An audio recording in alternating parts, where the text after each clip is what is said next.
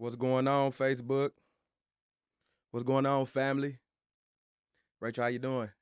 Um, Here. Yeah. and you know what? And you know what? I'm very proud of you. I just want to start off by saying that. I like very, very proud of you. I'm very nervous.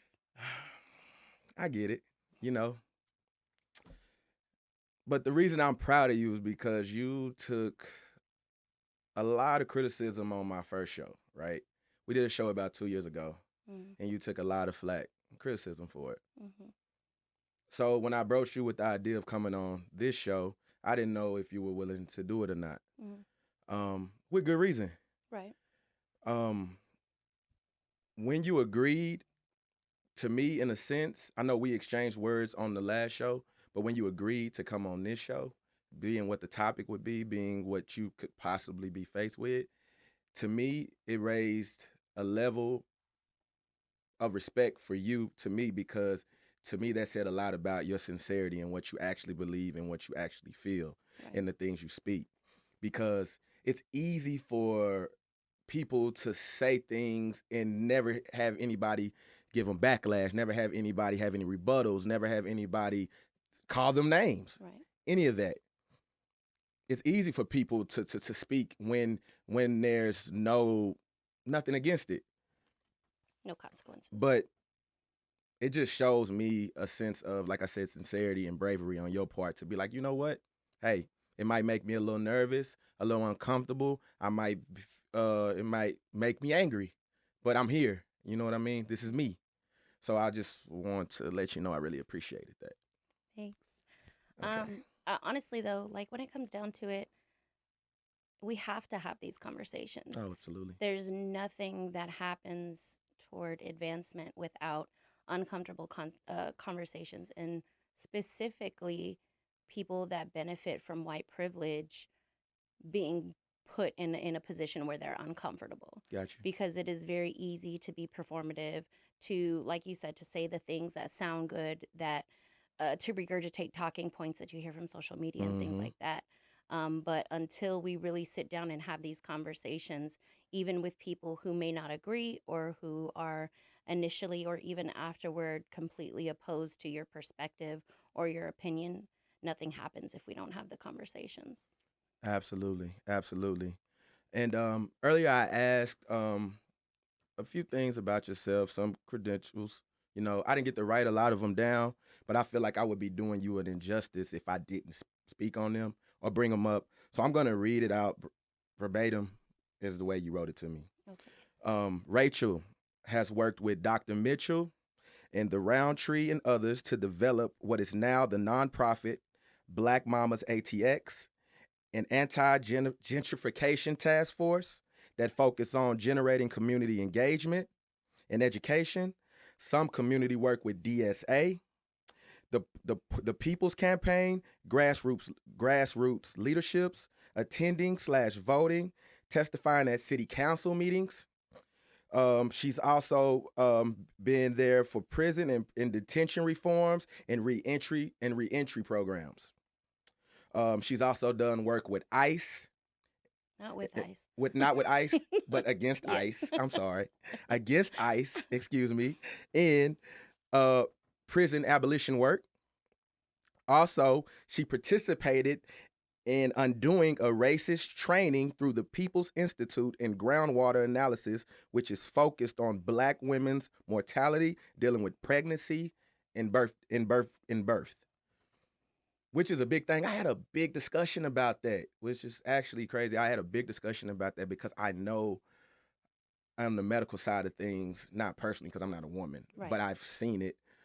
You know how they treat Black women You have opposed to other races of a lot women. of You know, children, so. so yeah, of course, right? I have a lot of children. I have 5 kids, so I know a um, little about it. Go ahead. and actually, I think that was kind of one of the first things that you and I really like connected with Exactly. on the initial podcast that on Roglam. Exactly. Is I brought up Black Mamas ATX and the work that we were doing, and you're like, it's very strange or interesting, strange, to see this conversation coming from someone who appears to be white. For the record, for everybody that called me Becky, I'm actually hondureña. I am first generation American. I am half white, but I grew up the very tip of Texas, South Padre Island, Port Isabel area. So I grew up with my Hispanic family in a Hispanic town, eating tamales for Christmas and all that. So I do personally take offense to the Becky trope. I understand where it comes from, but that's just one thing that I definitely wanted to get out there on the offset. Absolutely. And that's kind of, yeah, I want to see, and that's kind of what I wanted from today because, when I look at you, I see a white woman. That's just me. Hmm. That's just my preconception of you. That's what I But that's perceive to see. society, Yeah, though. yeah. Yeah, that's So important. my post, we spoke about it before we came on air, was very strategic, Hmm. right? I never called you a white woman, Right. but I put the display of the whitest looking picture you've Hmm. probably taken. Hmm. Beautiful picture, Thank nice you. looking picture of you, but it was a strategic post, Right. something that you kind of have to do when you're dealing with this kind of stuff. Right. Cool. Um, Going in more into that, what things I found interesting. I hope you don't mind. Hmm. So, I went through your page and then I went and I checked out your siblings and I checked out your parents. And so your dad is he's a politician? That's very interesting. So another thing that makes perceptions incorrect. That's my adopted family. Oh, okay. No, okay. So I'm I glad you said that because I did look and I'm like, well, all of these people last name are Borter, Bowden? Bowden. Bowden, and I seen that your last name was Oh, you're talking about Bowder. Bowder. Right. Yes. Yes. Uh, So I left my dad's home when I Okay. was 16, 17 years old, Mhm. and was like unofficially adopted by, actually at the time, my friend's youth pastor and Okay. his wife. Um, that's not my biological family Oh wow. already. And then I left the phone right there. This is very unprofessional. Hey Grant, Yeah, I'm sorry, man. no worries. You want me to grab that? Yeah, it's like literally behind me. My bad, y'all. Technical difficulties. That's actually interesting because I was like looking, man. I was trying to see where the Hispanic social, came in. well, that too, right? But I was also trying to see where, because usually, like for me, for instance, the things that I feel about, He took a phone with him. no, I think he's gonna give it to Oh, me right here. The things that I feel about the black community, thank you, the way I feel about,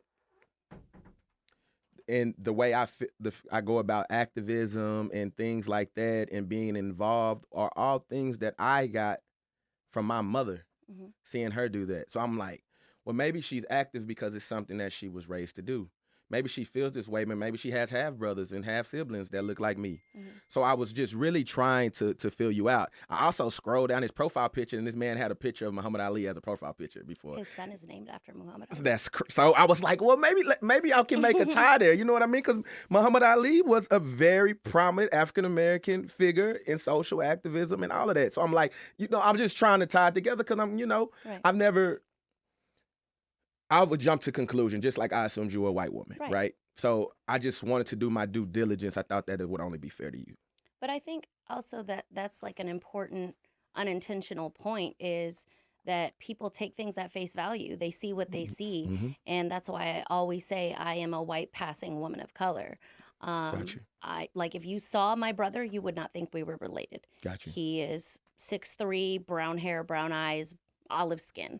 Um, Actually, if you go to my post from today, there's a lot of pictures of my biological family, Okay. my dad and my uncles.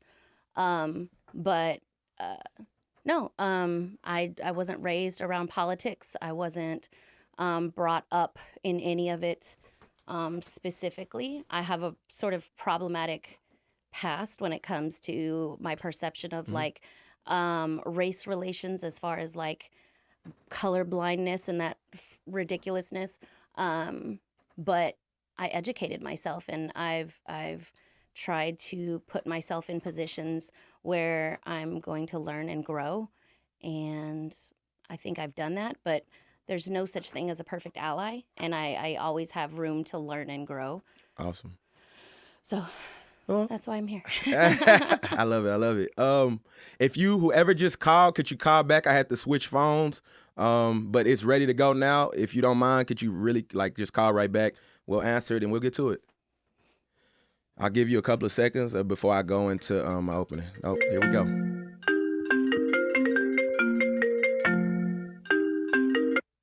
Hello, you're on the Dex X podcast. Speak your piece. Mm-mm. Hello. Okay, I'm sorry. Go ahead. Actually is the topic at Could you hand. start over? I'm sorry. We can hear you now. Hello? Can you hear me? Yes, yeah, I can hear you now. Go ahead. I'm sorry. Hello? I can hear you. I don't know if it's working. I'm gonna call back. Okay. We lost the caller, but I could hear you if you want to call back. Anybody else, if you want to call back. So, about my post earlier, I wanted to start on an opening and just talk to people, right? I want to talk to my people about jumping to conclusions and comprehension. Okay, here we go. Hey, we rolling. Hey. Yo, yo, yo. You on the Dex X podcast. Speak your piece. A question for Rachel. Okay. Could you finish that line? Slow, loud, and banging, all in my blank. What do you say? Thank you. Hold on. He said Hold on. he said he wants you to finish a line. He said, slow down and bang it all in his Troll. blank. Troll. Go ahead, finish it. Go ahead. No, Go ahead. I'm not. It's performative. I'm not doing it. But yes, I know the song. She knows the song, and she started, but she stopped herself. She definitely started. All right, thank you for calling in. Oh, that's so funny, man. Yeah, I just want to talk to my people, man, about comprehension, bro. Like, a lot of people jump to conclusions on the original post as the pro-black white woman. Right. Granted, my post was strategic. I capitalized certain things. I highlighted certain things because I knew that was attention grabbers. I knew that what people would gravitate to. Right. I also knew that my people wouldn't give it a chance. It's always attack, attack, attack. Mhm. I'm guilty of the same thing. I've been guilty of attacking, and not wanting to completely read through, all the details. Mhm. I seen what I seen. I heard what I heard. It is what it is. You know what I'm saying? And I think as a people, that is detrimental to, evolvement, improvement in our communities, right? This is not something I've always felt. Mhm. But okay. I think this is the first caller. Go ahead. Yo, you're back. Okay. Go ahead. Can you hear me? Yes, absolutely. Perfectly. Okay. So my question that I had, because I didn't initially attack the post that was up basically as the advertisement for your show. Got you. My question was, are we receiving an opinion or some sort of like internal insight from a white woman's perspective on pro-blackness? I'm curious to find out, do you think your position is a position of one where you're able to hear and see things that that we're unable to see? And sorry, I have my retainer in. I can't take it out right now. You're fine. But are you able to, or do you feel like you're able to be in places because of how you look and get a different perspective that is not seen? And if so, what can you give us as far as insight on that perspective, as far as pro-blackness from someone who's not black? I like that Awesome question. Thank you. I really like Thank that you. question. Yes, I because of passing privilege, I definitely am able to move and exist in spaces where Black people are I can't hear, so I'm going to ostracized. hang up so I can hear. Okay. Okay. Awesome. So yes, because of passing privilege, I'm able to move and exist in spaces of privilege, or of move in spaces where Black people are excluded from or left out of the conversation, which unfortunately in the United States is a lot of places. as far as the insight that I can offer, I don't think there's anything that I can tell Black people about the Black experience that Black people don't know. There's nothing that I could do. What I can do is sort of work as an infiltrator. I am the person that interrupts Thanksgiving dinners. I am the person that causes disagreements at Christmas. And I try to use, and I say it all the time, I try to use my position as privilege as a platform to pass the mic. I don't try to speak for Black people. I don't try to speak for other groups of marginalized people, but because I have all of these physical things that give me certain levels of privilege, I try to use those to amplify the voices that are silenced by society. I hate saying that because it sounds so pretentious, but the only thing that I can do that serves the cause in a very forward way is to pass the mic. That's all I can do. Awesome. That's an awesome response. I hope that answered your question. Again, y'all can call in periodically during the show as much as you want. We're going to move forward. I don't even have anything to add to that at all. I wouldn't even mess it up by adding anything to it. But I'll say this before we move on to questions. My growth as a Black man, my growth as up-and-coming leader for my community has taught me that listening is an important tool to progression. And as hard as some things are to hear, they need to be heard.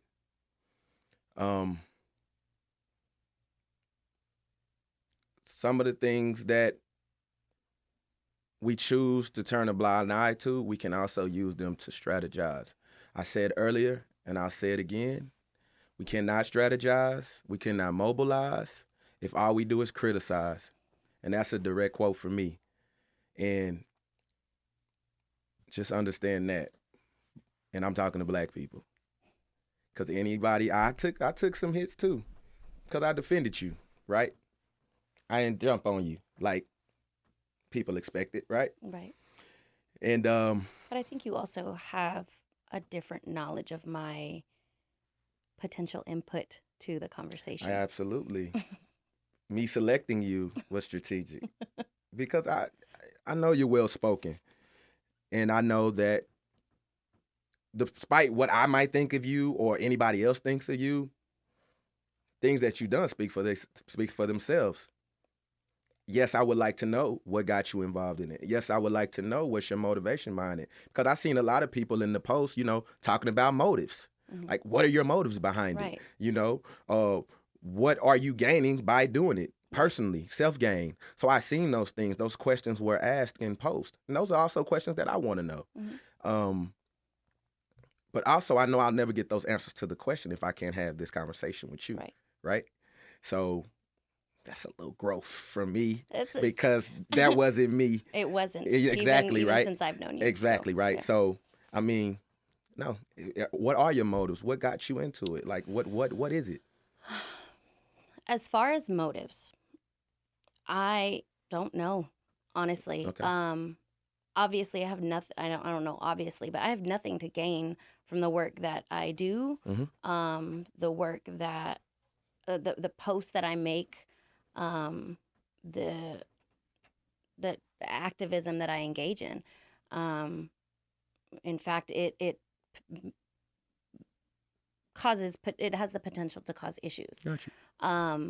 The only, I guess, motivation that I have is I just don't like seeing shit that doesn't make sense to me. I don't like seeing people being treated wrong. I don't like seeing beings, I'm an animal person too. I don't like seeing beings treated badly. Gotcha. And when it comes down to what I've experienced, what my upbringing has been, I grew up white passing Hispanic in a Hispanic area where I was constantly picked on for being white. Mhm. It's not an issue to the degree that it was before, but that I always thought reverse racism was a thing. And I kind of staunchly stood by that. And as I got older, I took anthropology classes. Just the absorption of knowledge taught me a lot of things that I didn't know. And I think just listening to the experiences of people that I came in contact with and just believing them was all it took for me. I don't like seeing people treated badly by a system that claims to not be that. I don't like lying. That's a huge thing for me. Gotcha. And the system, the great America, misrepresents itself. Gotcha. And it frustrates me in a way that, and I'm also super opinionated. So it frustrates me to a way that I can't just be quiet. There are people in my life that are Black that I love. And I don't mean that in that I have a Black friend. I mean that I genuinely have people that I love that are Black, that are affected by this system of oppression that exists. Mm-hmm. And seeing those people that I love, and even people I don't know, but people that have families, that have children, that exist, artists, just humans being humans, seeing them oppressed and ostracized and marginalized and et cetera, hurts me. Like I'm getting emotional talking about it. I don't have anything to gain except hopefully a better world, a better society, improvement at least. Gotcha. So that if or when I do bring children into this world, it's a better place for them. Gotcha. That's really all. Okay. Awesome. I'm here to pick your. I'm just here to pick your brain. You know, I'm not gonna. You know, I want to have a conversation with you. I'm not here to debunk you or any of that. I mean, I feel like you have a lot to offer, a lot to say, things that need to be heard. So we're gonna hear you today. I mean, if there's debunking that you feel needs to happen, or questions or expansion, elaboration that you feel I should give you, or I don't mind doing that. I got you. Well, I do definitely have some juicy questions here. I have some juicy coming. questions. They're coming. You know, but I just don't think it would be fair for people not to actually hear your mind, hear how you speak, hear how you think before asking these questions, because most of the questions are the stereotypical questions, right? So I'll start with the first one. Do you think people of other races can be pro-Black? This was the thing that when I messaged you back, I was like, and this is again, completely because I'm not Black and maybe I just don't get it. I don't understand the need for differentiation between pro-Black and for Black. Got you. So like I said, I don't do this in a way that's performative. I don't do it for accreditation or to be invited to the barbecue. I don't do it for that. I hate that, by the way. It's so stupid. Yeah. And I've been given the N-word pass. No. Oh, Jesus. Oh, my God. Like, I've had people be like, just say it. It'll make you feel better. Just say it. I'm like, I don't want to say it. I don't even say it in my car rapping along to a song by myself. I got you. I don't do it for that. Wow. So it's difficult with some songs when it's every other word. Yeah. I will say that. But damn, I forgot the question. Can you think people of other races? Can you think they can be pro-Black? Other races? In the terms in which you describe it, I don't think so. Got you. I think as a go ahead. I'll stop you. I'm sorry. What is your definition of pro-Black? I don't know that I've thought about it. I don't know that I've sat and said, you know, this is going to fall under this circle of the Venn diagram, and this is going to fall under this circle of the Venn diagram, and only people that do these things are going to fall on that overlap. I've never sat and thought about it. I do know that there is performative allyship. I do know that there's like the people that think that because of their closeness to Blackness makes them feel entitled to certain privileges that come from being in Black culture. I don't want to call them privileges, but some of the things that a lot of those types of people view as privileges. Yes. I'm glad you used that word, actually, because, okay, we got another Feeling call. I was going to get a call. Okay, wait a sec. You're on the Dex X podcast. Speak your piece. Okay, hey, I don't mean to monopolize the conversation, but I do want clarity. Absolutely. In regards to the statement of, or I guess title of passing white, typically passing means that you're making a choice to portray yourself as another race versus saying that you look away. So are we saying like passing in that way, or just passing in saying that you look phenotypically like a white woman? The second, the latter of that. I don't necessarily go out of my way to look any one way or the other. I used to straighten my hair. I used to, all of that. I hated my body, but as I've gotten older and just learned to accept myself, my roots are what they are, and that just shows. But I do know that when a general society sees me, they see a white woman. She hung up. She probably didn't. Yeah, I hope that answers your question. I probably should have hung up myself. She probably thought I hung up. Okay, cool. About that word, privilege. Mm-hmm. The reason why I think that people of other races cannot be pro-black is the difference in between a Caucasian person being able to have white privilege and me never being able Can't to. turn it off. I can't turn it on and off. That makes sense. So somebody of another race can. Right. They could be pro-black with me today. Rachel Dolezal can claim blackness all day until she gets pulled over. Exactly, until she gets pulled over. Mm-hmm. And then that can be turned off. And they don't see Everybody that wants to be same black till it's time to pro-blackness. be black. Yeah. Everybody wants to be black till it's really time to be black. So that's my main reason why I don't think people of other races can be pro-black. Okay. You right? Okay. Now, I'm not gonna go there yet. But so with that being said, I think that other races can be for blacks. Mm-hmm. And I also think that in a sense of actually making changes within the world, within your community, within the country, within wherever you are, making those changes, that a for-black person could be just as effective as a pro-black person, right? So just because you're not pro-black, because I know black people who aren't pro-black. I got friends that I hang out with all the time, I won't mention any names, that just aren't pro-black, right? Mm-hmm. And we disagree on everything. Right? Mm-hmm. You know? But I don't think he'll stab me in my back if things broke out. I think he would be my ally, right? But he's just not pro-black, right? We see things differently. So it's people that look like me that's not pro-black.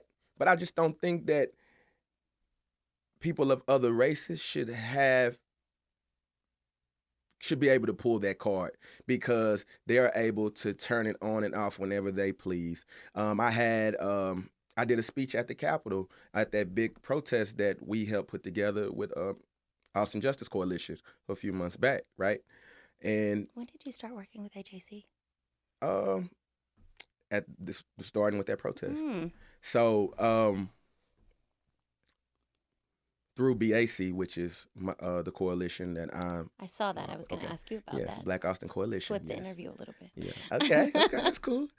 Well, I said in my speech, it is awesome that I see so many people of different races, white women, white men, Latinos, the list goes on, and it's awesome that you're holding your BLM shirt, wearing your BLM shirts, and you're saying police reform, and you're doing all of these things, and you're out here protesting with us. But one thing about it is when you go home and you put your signs in the garage, when you go home and you take your Black Lives Matter shirt off and you put it in your dirty clothes hamper, all those problems that you just protested for, they go away for you. Right.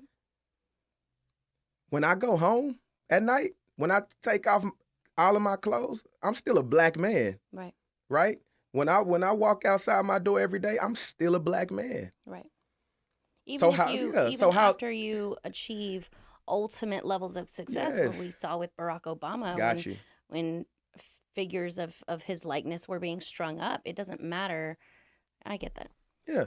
I'm like, I can never not be a black man. There's Right. two things that's guaranteed for me: death and being black. Right. Mhm. So those are things that I just can't allow other people to take from us. Like a lot of times I feel like, and that's why a lot of people feel like they felt the way about you, because it's like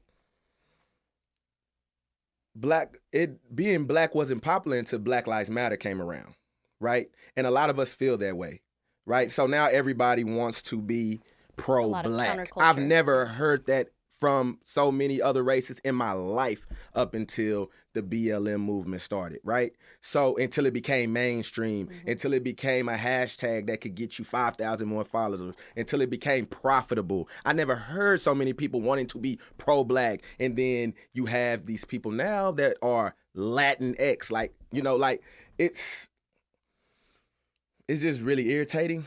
And you can see I'm kind of getting, Yeah. it's really irritating to me. So those are all reasons why I feel like, yes, you can be for blacks, but pro-black, never. Okay. Now, I mean that was whenever I was watching the show. I was like, why are we drawing this distinction? Because it felt like semantics, just like a difference in that one 3-letter word. Mhm. And I think I can't remember his name. Oh, dude said that he's like this 3 letters that we're disagreeing on. But I can definitely see that perspective, and I agree with it, because and I say this all the time, there's nothing that I can do to fully grasp the black experience. Mhm.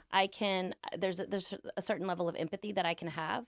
There's a certain level of understanding even that I could have, but I'll never feel it. There's actual scientific evidence of the stress that is put on someone's body just by existing as a black person. Mhm. I'll never have that. I'll never have to deal with that. So I get that. And the distinction makes sense now. Got you. Appreciate that. With that being said, going back to the protesters, now this won't be something popular that I might say in my community, but I'm gonna say it anyway. Y'all know I love y'all. But I was looking at some statistics where it was saying like 67% up to 73% of all protesters were non-blacks, right? And it also had a percentage of white women protesters who were like up amongst like 43%, like an astonishing 35% higher than the black women protesters that was out there. I don't necessarily like those statistics, Right. but the numbers are the numbers if they are true. Right. Now, I'll give my sisters the benefit of the doubt when saying that that is a direct picture that paints a so clear picture on why black mothers aren't out there like you would see white women. Mainly because black women don't have disposable incomes. They Right. can't Take off protest for work days. and They get can't take off childcare, from all work. that. They have to take care of their children, Mhm. their households. So I think it's that also being a symptom said, of exasperation. yeah, go Like, you're ahead. just tired. Like, how many times do we have to protest the same shit? Got you. I've been doing it for 6 years maybe, hmm where I'm like actively doing something. hmm And I'm already like, fuck, Yeah, I can't imagine having to have done it my whole life. got you. And that was kind of something that in my post where people that know me were sort of coming to my defense. They're like, these women, these comments are part of the problem, or half the problem, I think is what someone said. And I have a question about the stat though. Was this a total percentage of people that attended the protest? 40 something percent were white women, or like, where are these numbers coming from? Exactly, right? Because only 12% of the population is So- black anyway. And exactly. So that's why I took it with a grain of salt. Right. But it's kind of crazy the stuff that you actually see published, right? So I took it with a grain of salt. Right. But I don't disagree I that mean, there's not enough engagement. numbers are skewed. Right. So I took it with a grain of salt. I just thought that it would be a good talking point here because you were, when seen as a white woman, doing things for the black community, doing things for people that don't look like you, right? Doing things that you don't necessarily have to do, right? I don't. Right? Right? So I just thought it would be an interesting talking point because that if those statistics are correct, then maybe it's some reevaluation that needs to be done. That's something that's talked about a lot within like activist circles. For the record, I hate the word activist. Okay. It feels pretentious to me. But nonetheless, in activist circles, it's something that comes up a lot, is the lack of involvement of people of color. And it's frustrating when you're trying to be a microphone, when you're trying to be a megaphone, when you're trying to amplify voices that aren't showing up. There are a lot of white women in these organizations, a lot. Gotcha. And it's very frustrating whenever it's a situation like this where it's like, well, she doesn't speak for us. She doesn't speak for us. And I'm like, I know I don't. I want you to speak for yourselves. I want y'all to show up to these events that do take time away from social life. They do take time away from your kids. They do take time, but it's unfortunately, we have to have a level of sacrifice that extends beyond ourselves. And I grasp the concept that existing, especially in a successful way as a Black person, in and of itself is a certain amount of activism. But unfortunately, those things don't get votes to the table. Those things don't sway politicians. Those things only impact the system incrementally. And it's so frustrating to have to constantly ask marginalized communities to continue to fight, because I know that these communities are exhausted. And I'm talking about Black communities. I'm talking about people with disabilities. I'm talking about LGBTQIA+, immigration. Everything. Gotcha. Every marginalized group does not show up in the numbers that we should. And the reason for that is because we're all just tired. But we can't. We can't be. We can't drop the ball, because the white people that make the rules, the white people that enforce the laws, are not going to do it themselves. Absolutely. They show the hell not. Oh. So, a little juicier, less intense maybe. Maybe not. A lot of questions. Something else I took from a lot of Black women, because it was I was actually surprised. So it was a lot of Black men who pretty much defended your position that did not attack you. I was absolutely surprised. It was mostly Black women. And one of the questions... Were you really? Yes. I was really surprised. Because I'm going to tell you something about Black men. Black men are afraid of angry Black women, right? So if they see them going one way and arguing on there, it's kind of rare that Black men are actually going to jump in there, in their hive, and go against the grain. Right. Especially when it's not for somebody that is, quote unquote, doesn't look like them. Right. So I was surprised. This is a pressing topic. Okay. Are you pro-Black or are you pro-Black men? Black dick. You seen that, right? I saw that. You seen that, right? Hey. I think if I was pro-Black dick, I would just have sex with Black men, and I wouldn't date them. I wouldn't be serious with them, and I certainly wouldn't do the things that I do activism-wise. The reason I date Black men is it's a plethora of reasons. Primarily, Black men are the ones that generally find me attractive. I don't have a white man's ideal body type. But the music that I listen to, the friends that I have, which are primarily Black women, the food that I eat, the places that I find myself, that's who I meet. Not to mention my politics and my personality Got tend you. to turn white men off. Got you. All right. And Well- their politics tend to turn me off. So it's not a matter of me not, no. Yeah, so I said something as such on the last podcast, the first episode. This is kind of an extension of that. We're going to get into that a little bit. Well, I said that when dating a woman outside of your race, black men, I'm speaking to you, we have to give them more than just black dick. We have to give them black education. We have to give them black knowledge. We have to allow them to see what it really means to be black as much as possible. You know what I mean? Like, it's not enough for a woman to just like you because you're a handsome, tall, chocolate, muscle-bound black man. You know? I don't think it's any woman on the planet don't like black men, right? But it's not enough to just like black men. You have to really experience it. You have to go through and challenge yourself to kind of feel what they come in. Honestly, you'll never, a woman of another race could never completely feel, and that might be something you might be against. But in my eyes, I don't think that a woman of another race could ever feel the entire struggle of a black man, could never feel the entire struggle of what a black mother feels for her black sons, could never just grasp any of those emotions completely. But you need to push that woman of another race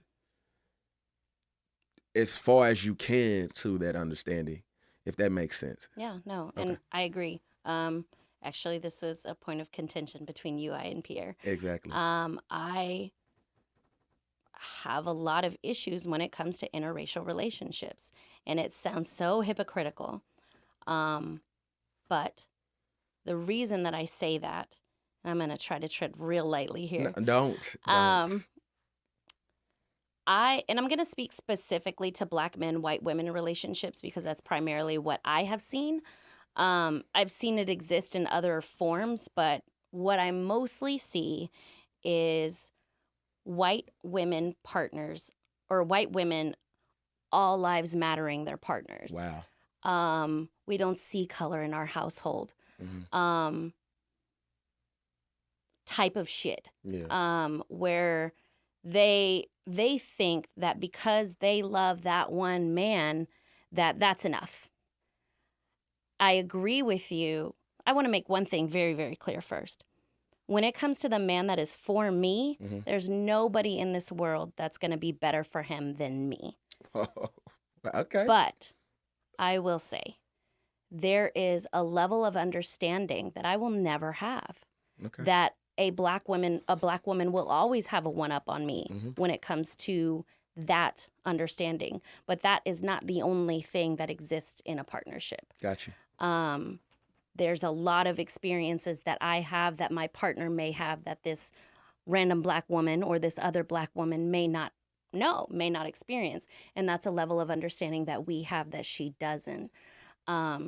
So all that to say, generally speaking, and what I see a lot of is white women who I love my partner and that's all that matters. And it's simply not the case. And I have a very close family member who adopted his wife's daughter, Gotcha. who was biracial. Mhm. And we've had several conversations where I'm like, no matter what you want to raise her as, she is going to exist in this world as a black woman. And that's going to start to manifest itself as she gets older. And it has. And so these are conversations that this family member and I have had in a way that for me makes me happy because he's starting to get it. So again, all that to say is if you are going to be in an interracial relationship, and I don't even put the onus on the black person in the relationship because I'm so tired of white people not doing the legwork to learn for themselves. Got you. I don't sit down with black people and say, teach me this. Yeah. There's a ton of literature out there. There is a ton of research. Of course, when you interact with black people, you see these experiences. And my opinion used to be, love is love, blah, blah, blah. But then what changed my mind, and I had this conversation earlier, is not Black men's opinion of me. It was the experiences of the Black women in my lives.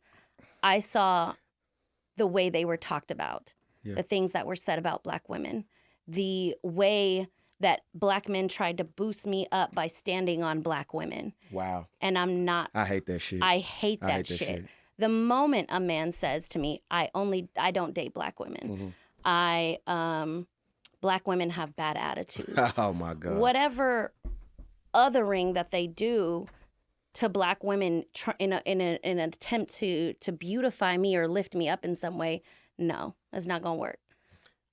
So I just, that's why I have an issue with interracial relationships. Well, that's crazy you said that, because a lot of women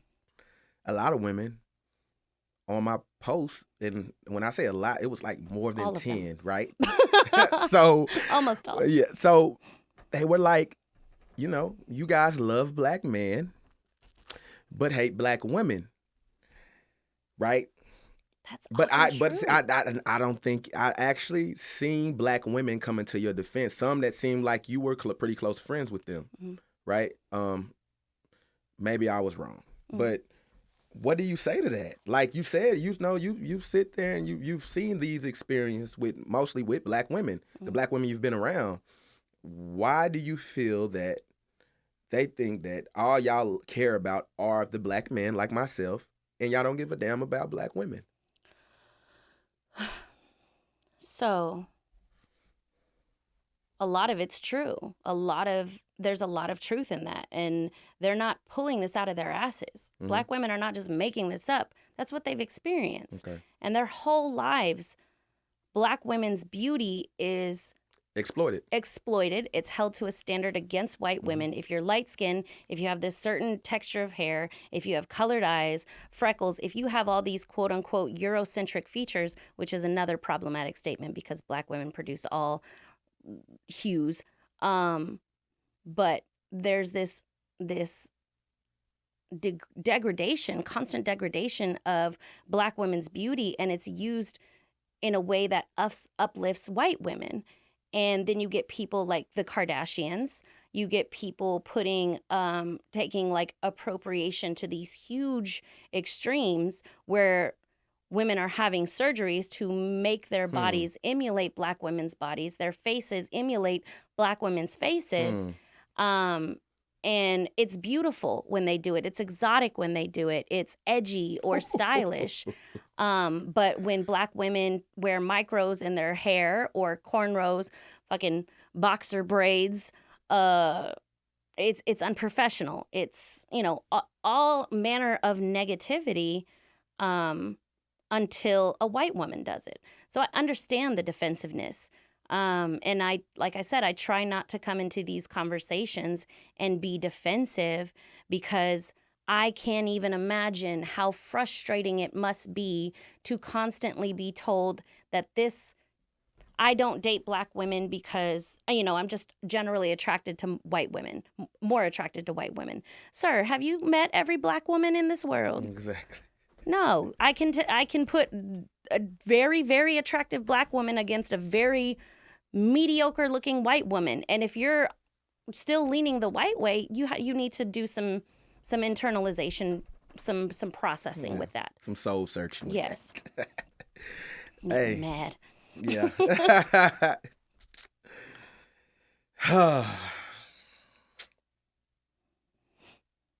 feel like I yelled. No. Okay. Get loud. This is actually very informative, and I'm really liking this. So, but I know you can do it. I believe in you. I believe in you.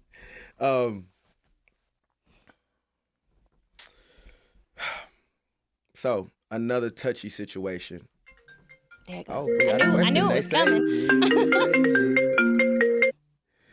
Yo, this is the Dex X podcast. Oh, they hung up. Oh, they ain't want no smoke. Y'all ain't want no smoke? Call back.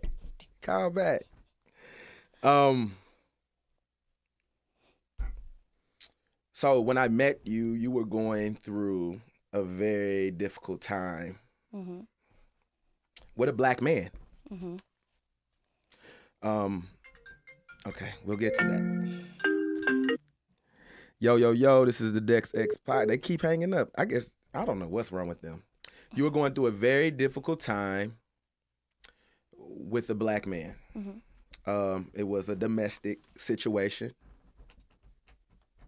It was a domestic situation. You were domestically abused by a black man. Mm-hmm. I don't know all the details. I just know when I met you, that's what you were going through. I didn't like it, whether you were white or black. No man should ever put their hands on a woman. So I didn't like it. Mm. With that being said, you could have disowned us. You could have said, you know what? The hell with black people, the hell with black men, because from my understanding in your situation, you were just trying to help this person, right? Yet 2 years later, or however long it is, you're still here, and you're still speaking the same things you were speaking when I met you the first time. You still here, standing in the face of the adversity you faced from the last 2 days I promoted you from being on this show. Mm-hmm. How did that experience with that black man affect you, if you don't mind speaking on that? Black people are not a monolith. Gotcha. I cannot and will not ever with anybody say because this one person did or does this that the entirety of the race needs to be held accountable for it. Absolutely not.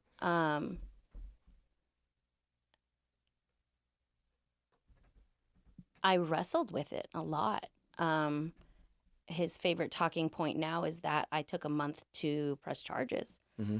But I took a month because I didn't want to press charges. Gotcha. It was actually the second time that it had happened. Mm-hmm. But through mutual connections that we had, I was given information about some of the things that he was saying, and it made me very scared for other women that he was encountering, because this is not the first time this has happened with this particular individual. Okay. With me, as far as I'm aware, he has at least 3 prior arrests for family violence. I truly, and I even told one of his friends that reached out to me after I had pressed charges that if he agreed to consistent and intense therapy, I would drop the charges. Wow. Because I want to see him healed. But it, like I said, black people are not a monolith. I can't try to hold every male accountable for what one did. It's that concept never even entered my mind. Whew. Yeah, that's healing, you know. I don't know. That's very big of you. I think shit like that is unforgiving, but that's just me. I think my biggest, like for me, I don't know. I can forgive him for myself. I won't ever forget what happened. Mm-hmm. But I think for me, I would be a complete hypocrite to not hope for his healing or hope for his improvement, to want him to be in jail forever and then go out and protest for the abolition of police and the prison system. Gotcha. If he was in a place that was truly meant to rehabilitate that part of him, that would be one thing. But I know that prison is not a place to get healed. Prison is not a place where particularly black men go and get better. And that's endlessly documented. I pressed charges, 1, because I needed a protective order, and 2, because he wasn't going to stop.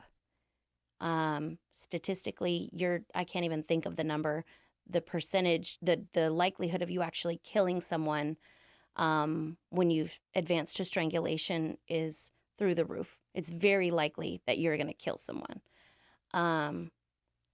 So I had to put aside the loving friendship that I had for him. I had to put that aside and Think about yourself. not just myself, but the other women that I knew he would encounter. Gotcha. Because his pattern, from what I understand, has been when a relationship with one woman goes bad, that he is getting help from, he moves on to another. And it's a consistent pattern. Gotcha. So I was fearful for any other woman that he might come in contact with. And the woman that he did eventually come in contact with, I don't know to the extent of what happened between them, but I know they're no longer in contact. Gotcha. He got out on bond, on a PR bond, and stalked his ex-girlfriend that had another charge. He showed up at her job within a week of being out. He didn't get better. He's not getting better. And that's why I followed through with the charges. In my opinion, as you should. He's a coward, but that's neither here nor there. I really appreciate you sharing that story with us. I didn't know if you would, but you're very brave, and thank you. Let's see. Lord, don't make me cry. No, I don't want to do that. I don't want to do that. Anybody want to call in? Anything to say before we move on? Grant, if you can hear me, how we doing on time, bro? We're just about at the end. Okay. The producer said we were just pretty much at the end. If anybody has any last comments, anything you want to call in and ask me or Rachel, please do so. Yeah. I hope she's invited to the barbecue. Right. I don't know, man. I hate that term as well, It's but stupid. And what is even the point? Like, yeah, first of all, I y'all don't invited know. to the cookout. How about that? Yeah, right. So it's like, but the reason I hate the term, right?